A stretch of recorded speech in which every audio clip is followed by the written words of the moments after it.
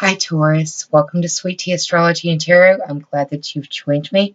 My name is Erica. This is your January eclipse review reflection video. This is the second time that I've attempted recording this video. Mercury is in its pre-retrograde shadow fully as I start recording this, and my computer, my laptop, had a critical error and had to shut down in the middle of recording your video. I was in the middle of recording. It was rather late. I was tired, so I decided to just go to bed. I left the cards as they were, and I decided that if I felt like I was drawn to keep them, then I would just restart the video. Well, I woke up in the middle of the night, and I've decided that I need to keep the cards that fell in the earlier video for y'all. So that's what I'm going to do. I'm going to talk about what has occurred astrology-wise, and the cards have already fallen for you in the first portion of the reading. The second portion of the reading, I'm going to pull from the Lenormand deck and the Sage Goddess Gemstone Oracle deck. For this first portion, I've pulled from the Rider-Waite, the Radiant Rider-Waite Tarot, and I'm also pulled from the Spirit Animal Oracle from Colette Baron-Reid. So I don't have that deck. I'm not very familiarized with it, meaning I haven't done a whole lot of readings with the deck, and I'm still dependent on the book for that deck. So I'm going to read from the book where I am drawn for y'all, but we'll get to that in just a moment. Let's talk about what's going on in the astrology in regard to the eclipses that occurred back in January of 2019. So Taurus, on the 5th of January, we experienced a new moon solar eclipse at 15 degrees of Capricorn. This is where Saturn and Pluto are transiting. Pluto's been there for quite some time. Saturn's been there for about a year.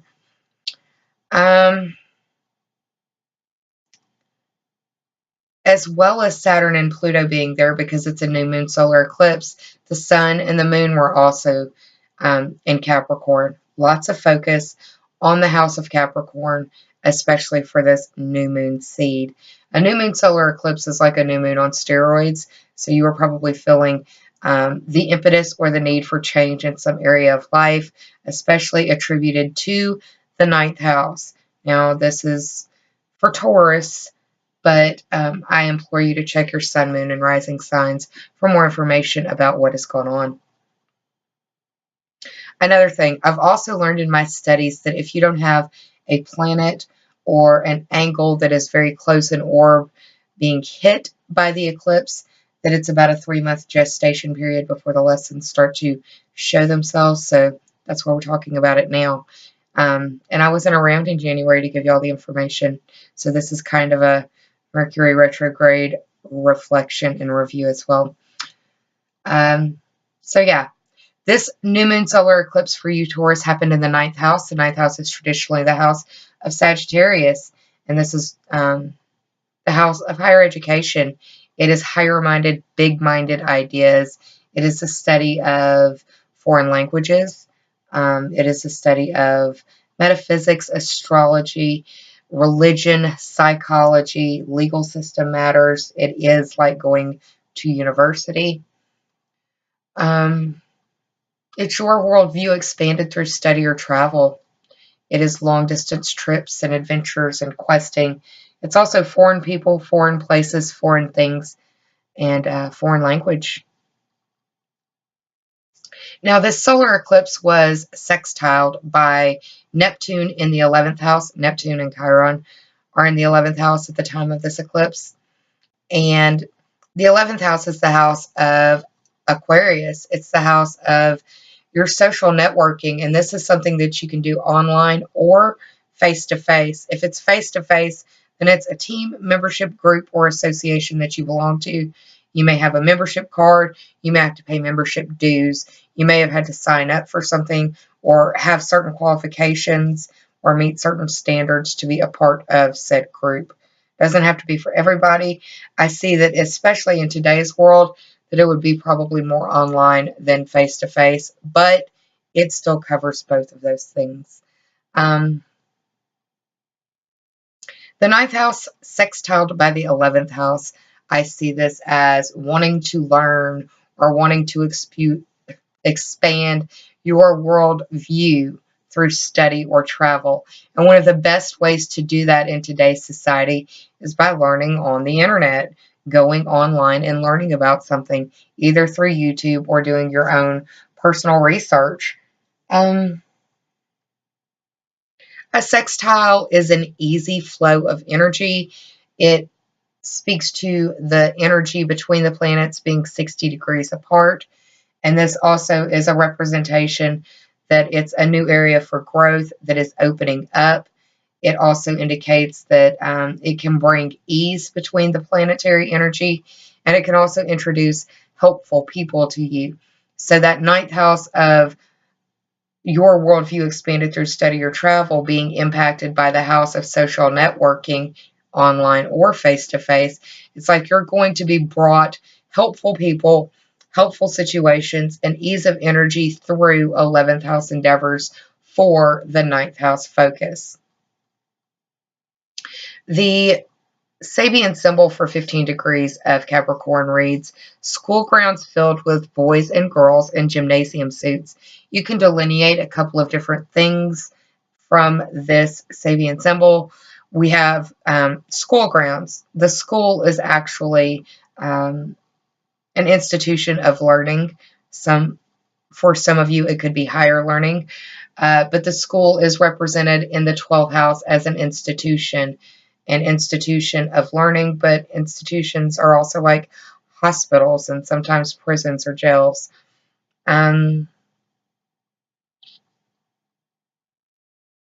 So it's an institute of learning, ninth house. Dress code is enforced. They're in gymnasium suits doing something at a designated space and time. There's a designated uniform.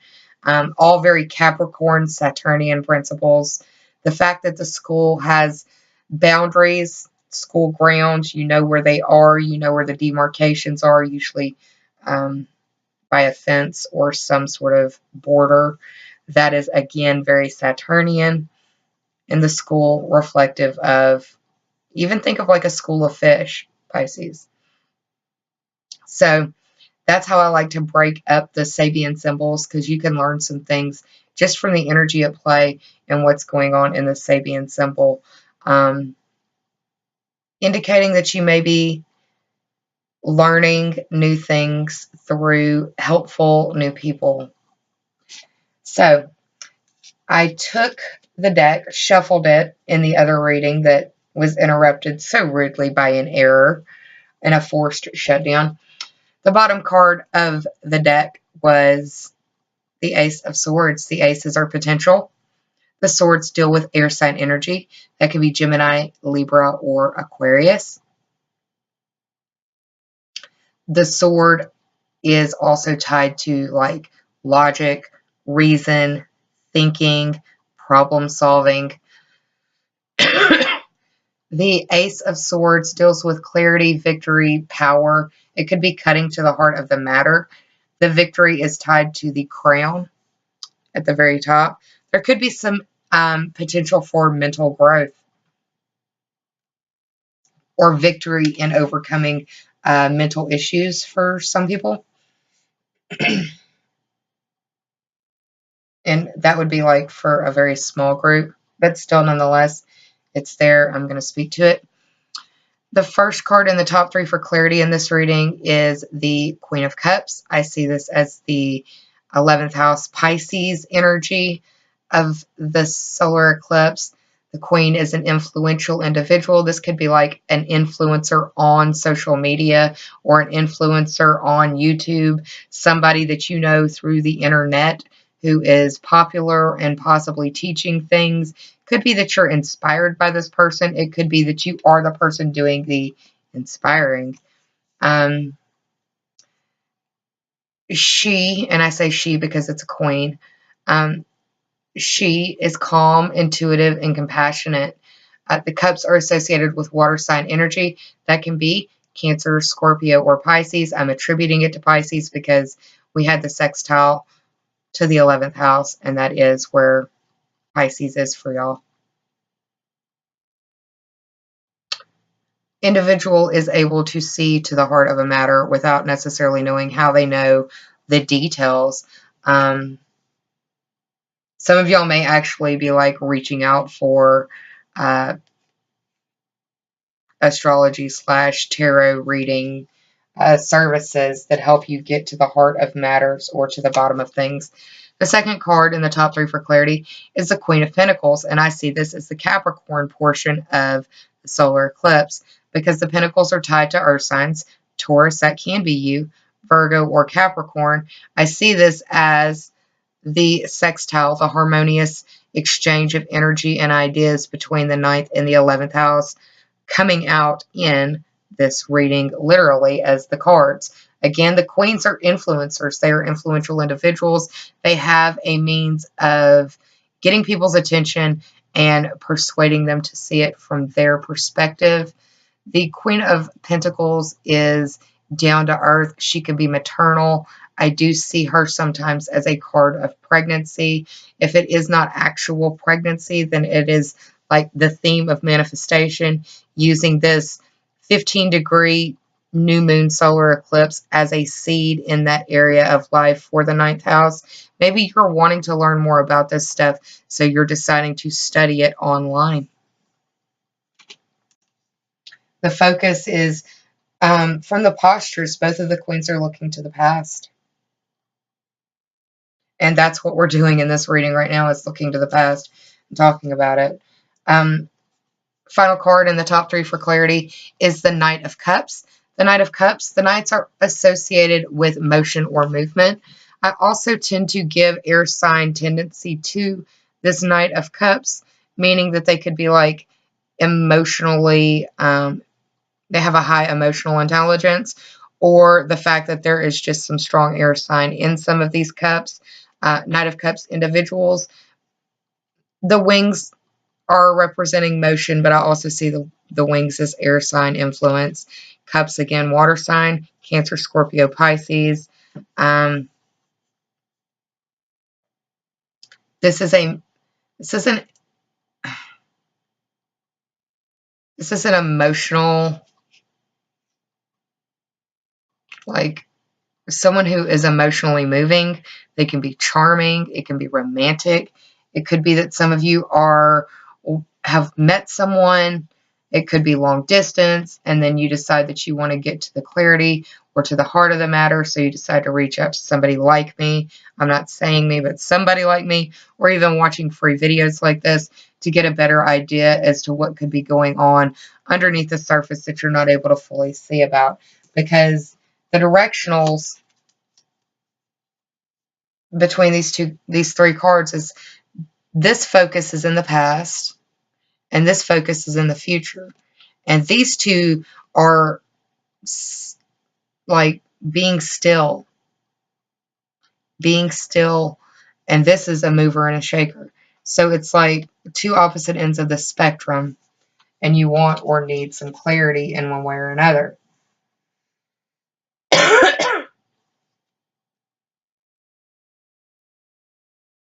For some of you, you could be going back to school. It could be online.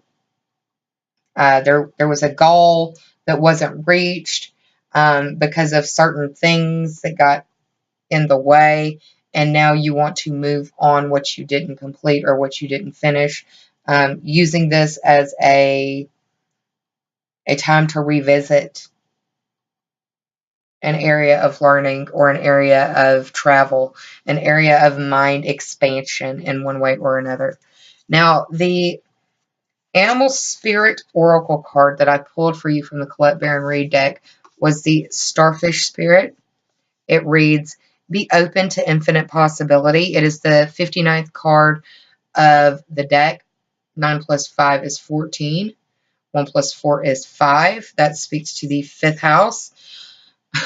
This eclipse occurred on the 5th of the month. 5th house is ruled by Leo. It's about It's a house of entrepreneurship. It's a house of artistry. It's the house of your social life and where you go to blow off steam and where you go to be a kid. This is not 11th house, big social networking. This is small groups that you would go to a restaurant or a bar with, or the movies, something like that. Your small social sphere, the intimate connections that you have in that regard. The 5th house is where you create things. It's also, I call it the house of sparks, the spark of creation, the spark of life, the spark of romance and love. It is the house of your romantic life where that begins as well, because who you date and end up in a relationship with more often than not comes to you through a social setting. You meet them through a social setting.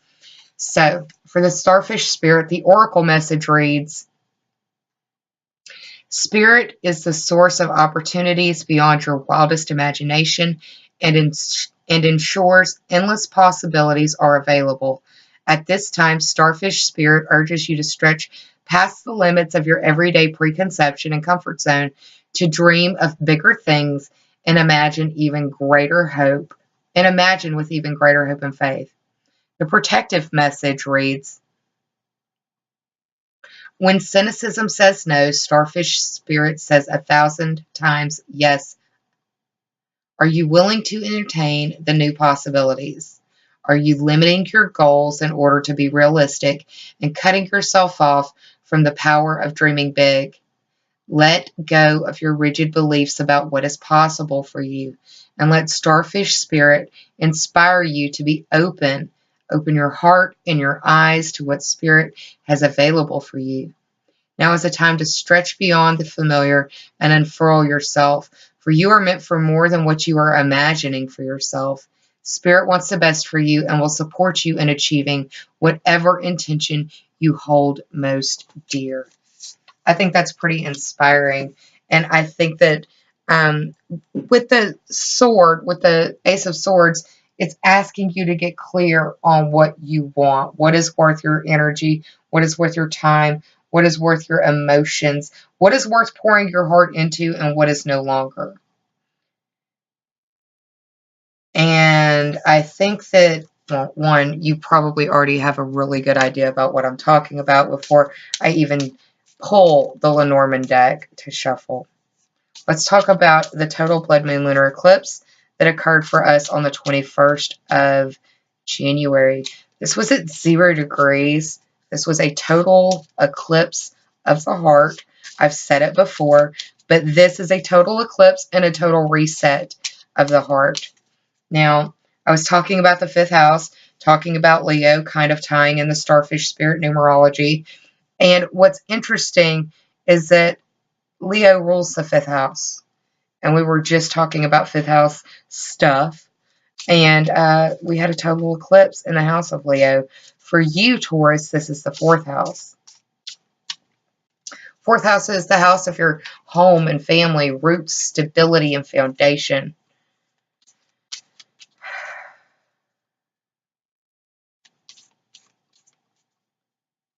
The sun would still be in the 9th house, possibly moving into the 10th house, depending on where you live on the planet. But it's right there at that sign change. This total Blood Moon Lunar Eclipse was squared by your 12th house. So we had the eclipse in Leo, and it was squared by Aries. This for you is where Uranus and Mars was at. So there is a square that is a difficulty. This is tug of war, a choice between the planets, a choice between the energies.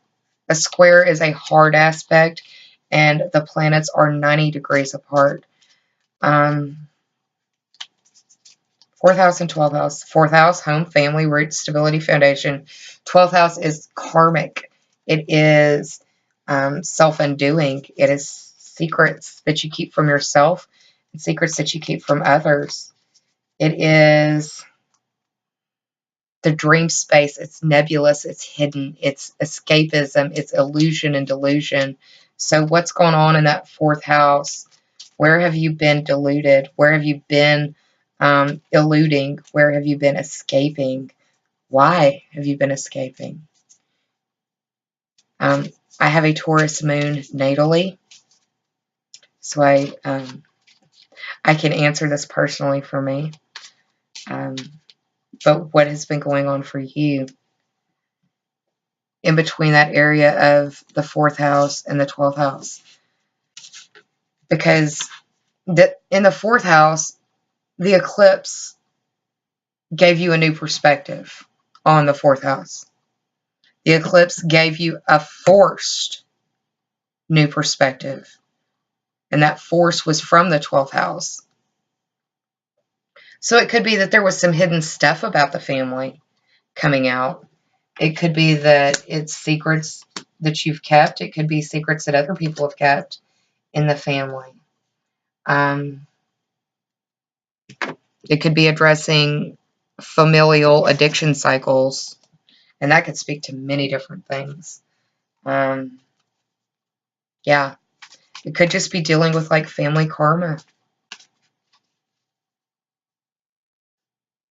Whatever it was hidden and it was shocking.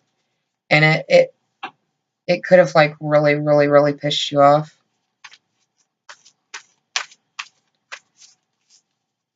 The Sabian symbol for 0 degrees of Leo is blood rushes to a man's head as his vital energies are mobilized under the spur of ambition. So blood and ambition, Mars. Rushing I see as Mars and Uranus, because you need the electrical system of the body for the blood to flow, but the rushing requires a lot of action. That action is ambition, also another Martian quality. Speaking to the Mars and Uranus aspect of this square to the 4th house. It could have been secrets involving sex. It could have been secrets involving men. It doesn't have to be. It could be secrets involving Aries or a Scorpio, because they're both ruled by Mars. You see how it can kind of break down? It's peeling back the layers of the onion. Taurus. So let's see. Sage Goddess Gemstone Oracle deck for y'all.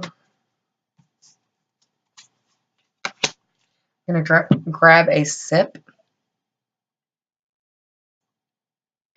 because I feel like I'm fixing to start really coughing. I don't know what all that's about. I said earlier that I felt like some of y'all may be pregnant or getting pregnant, hearing maybe like a secret pregnancy. Hearing of a secret pregnancy. Or hearing of a pregnancy that was supposed to be secret. I say that because the bottom of the deck is the Stork card.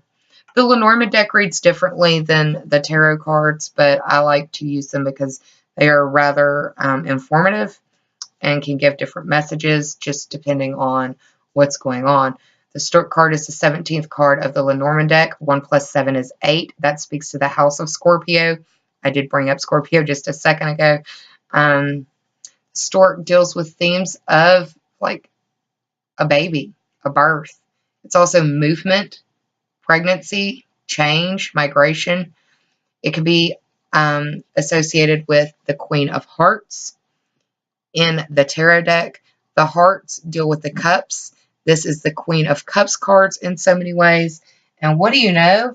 She is up here speaking to that first eclipse that we had. I knew there was a reason why I was led to keep those cards. There could be more associations, there may not be, but it could be a water sign that is dealing with some sort of pregnancy, birth, or manifestation, possibly wanting to move or change home. We have a home over here way in the back with a rainbow over it. It may be that some of y'all have to move because of a storm. And this storm could be literal or it could be actual emotional storms. Now, the card, the first in the top 3 for clarity in this Lenormand setup is the Crossroads. And this is interesting as well because, okay, we had the Queen of Cups show up with the Queen of Hearts with the stork, and now we've got the Queen of Diamonds, that's Queen of Pentacles. And I mean, again, okay, more resonance. Backing up, yeah, you should have kept the cards. I'm glad I did. Crossroads. I am a child of the 90s, so I instantly think of Bone Thugs and Harmony, the song Crossroads. Shout out to my 90s babies. Crossroads.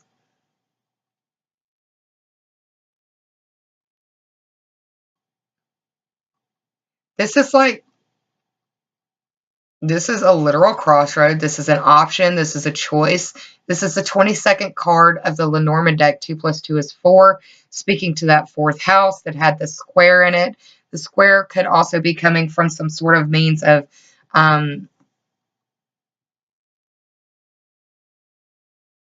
possibly a maternal source. This does not have to actually be your mom. This could be someone that you look at like a mom.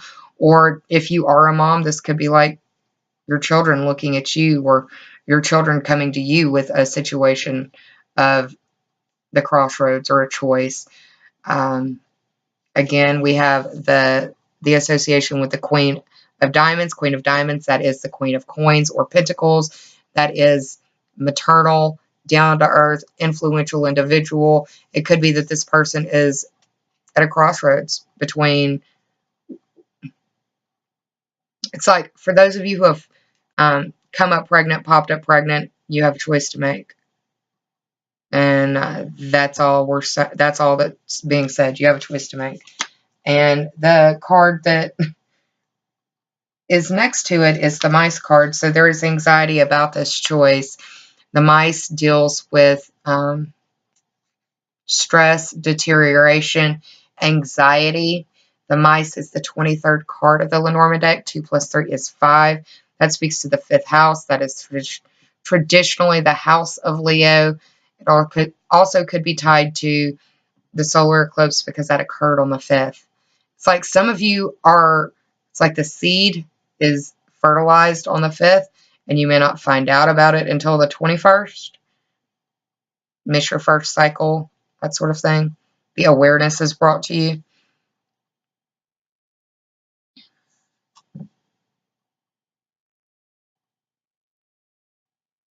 The mice is also associated with the 7 of clubs.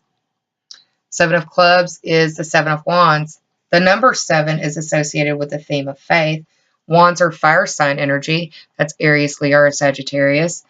Could speak to the 7th house, dealing with your partnerships, relationships, collaboration, open enemies or open beef that you have with someone. It could be open litigation as well. The 7 of wands is about persevering, but also feeling in competition or a need to defend oneself.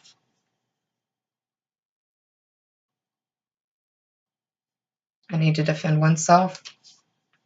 And anxiety over the crossroads in relation to movement, pregnancy, the house, the home, the letter. This is an important message, important paper. This could be an online message. Like somebody maybe in the DMs.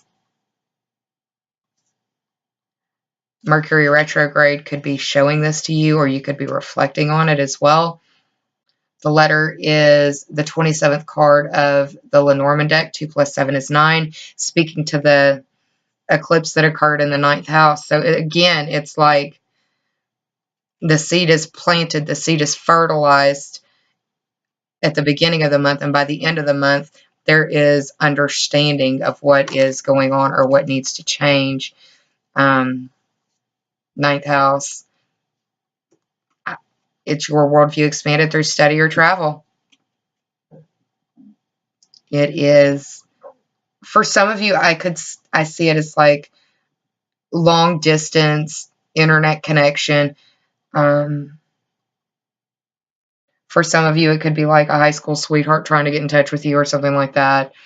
We've got the 7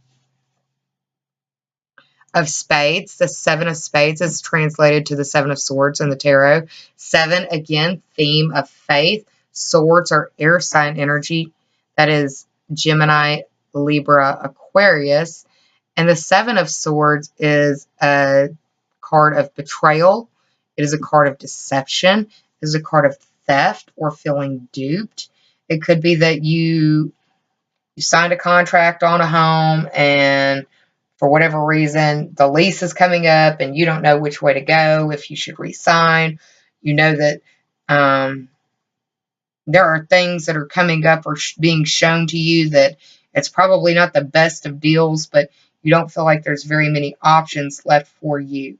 Be open to the possibility, Starfish Spirit urges. Now, from the Sage Goddess Gemstone Oracle deck, I pulled for you the Shungite card. Shungite deals with cleansing, purification, and transformation. It can help heal and amplify the vibration of the root chakra. Shungite is a grounding stone known as the Great Purifier. It removes unwanted energies and impurities from people, places, and spaces while healing the lower chakras. You've pulled this card because you know you need to release any negativity residing within your auric body. So meditate with Shungite to free yourself from harmful emotions, to filter energies around you, and to feel deeper alignment. So Taurus, some changes are going to occur. Do not be afraid of change. As a fixed sign, I have a Taurus moon, and I also have a Scorpio rising, both fixed energies. I have very fixed energy in my chart. Don't be afraid of change. Be open to the possibility. Be open to growth, but understand growth incurs growing pain. Understand that eclipse season is the ending of cycles and the beginning of cycles. And if we do not learn our lesson, we are forced more and more into a corner. So you have the opportunity to change. You have the option to change. You have the choice to be open to change.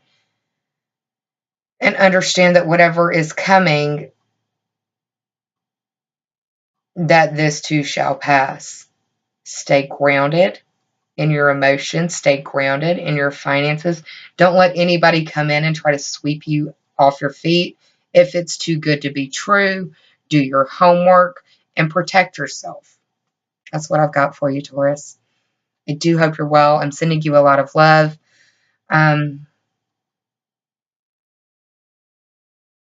Just be open. I hope this helped inspire you. I hope this helped inform you. I hope this gives you pause for reflection.